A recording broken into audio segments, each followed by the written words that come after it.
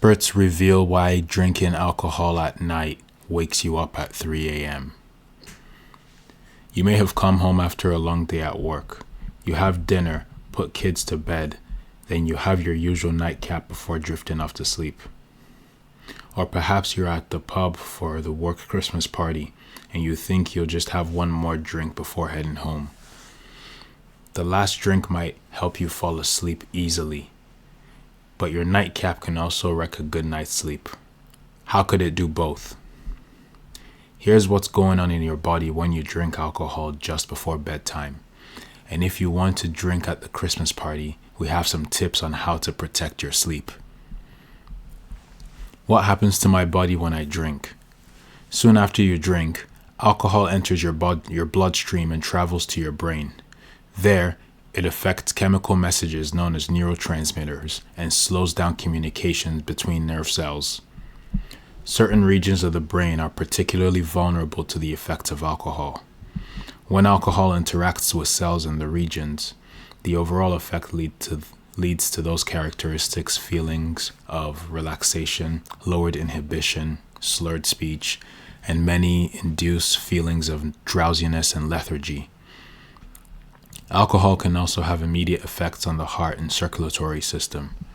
Blood vessels widen, resulting in a drop in blood pressure, which can make you feel dizzy or lightheaded. So what happens soon after a nightcap? Drinking alcohol before sleeping is like flipping a switch. At first, alcohol has a sedative effect, and you will probably feel more relaxed and drift off easily. At this point, you still have a high level of alcohol in your blood, but don't be fooled. As your body processes the alcohol and the night goes on, alcohol actually disrupts your sleep. And later that night, as your body processes the alcohol and your blood alcohol level drops, your brain rebounds from the drowsiness you would have felt earlier in the night. This disturbs your sleep and can wake you up multiple times, particularly in the second half of the night. You may also have vivid and stressful dreams. This sleep disruption is mainly to the deep rapid eye movement, or REM sleep. This type of sleep plays an important role in regulating your emotions and for your cognitive function. So not getting enough explains why you always wake up feeling pretty lousy and groggy. Okay, makes sense.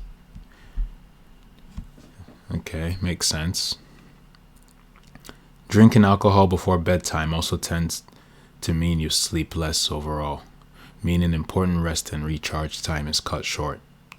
There are also long-term impacts of alcohol on sleep. Moderate and heavy drinkers consistently have poor sleep quality and more sleep disturbances over time. How about the Christmas party then? If you plan to drink this holiday season, here are some tips to minimize the effect of alcohol on your sleep. 1. Swap every other drink.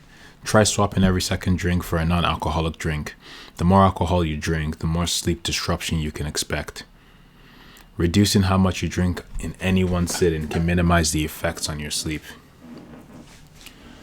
2. Avoid drinking alcohol close to bedtime. If you give your body a chance to process the alcohol before you go to sleep, your sleep will be less disrupted. That's smart. 3.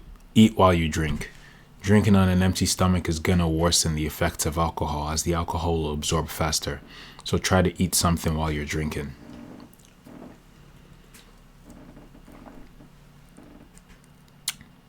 Next, ditch the espresso martinis and other caffeinated drinks. Caffeine can make it hard to get sleep and hard to stay asleep. Next, be careful if you have sleep apnea. Okay? People who have sleep apnea, when their upper airway is repeatedly blocked during sleep, can be even more impacted by drinking alcohol. That's because alcohol can act as a muscle relaxant, leading to more snoring and lower oxygen levels in the blood. If you have sleep apnea, limiting how much alcohol you drink is the best way to avoid these effects. Drink plenty of water. Staying hydrated will help you sleep better and will hopefully stave off the worst of tomorrow's hangover. So this was written by Madeline Sprague, lecturer in psychology at QC University, Australia. Charlotte Gupta, postdoctoral research fellow, QC University, Australia. We have Chris Irwin, senior lecturer in nutrition and diabetics, School of Health Sciences and Social Work. Griffith University, Grace Vincent, senior lecturer, Appleton Institute, CQ University, Australia, and Saman Kalasi, nice, senior lecturer and discipline lead in nutrition, School of Health, Medical and Applied Sciences, QC, Australia. Very cool.